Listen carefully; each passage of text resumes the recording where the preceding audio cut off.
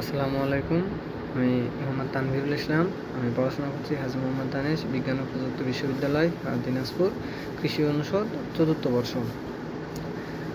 WSRTPD টিমের মেম্বারদের জন্য যে বিশেষ ক্রাশ কোর্সের আয়োজন করা হয়েছে, আমি এই কোর্সের মাধ্যমে আমার মূলত প্রেজেন্টেশন স্কিলটা ডেভেলপ করতে চাই। আমার প্রেজেন্টেশনে কিছু প্রবলেম রয়েছে। দেখা যাচ্ছে যে আমি হয়তো বা শ্রোতাদের জন্য সহজলভ্য ভাষায় আমি তুলে ধরতে পারি না প্রেজেন্টেশন কিংবা স্লাইড প্রিপারেশন, এগুলোতে আমার একটু সমস্যা রয়েছে। তো সেইগুলো আমি এই কোর্সের মাধ্যমে দূর করতে চাই সেই সমস্যাগুলো। এবং আমার মূল যে কমিউনিকেশন গ্যাপটা আছে তা হলো, আমি প্রথম অবস্থায় বা প্রথম ইন্টারাকশনে কারোর সাথে প্রথমেই সুন্দরভাবে কথা বলার যে অভ্যাসটা, ওটা আমার মধ্যে হয়ে ওঠে না। প্রথম ইন্টারাকশনে আমার সমস্যা হয়ে থাকে আর কি। পরবর্তীতে যখন ধীরে ধীরে আমি পরিচিত হয়ে যাই, তখন আবার ভালোভাবে কথা বলতে পারি।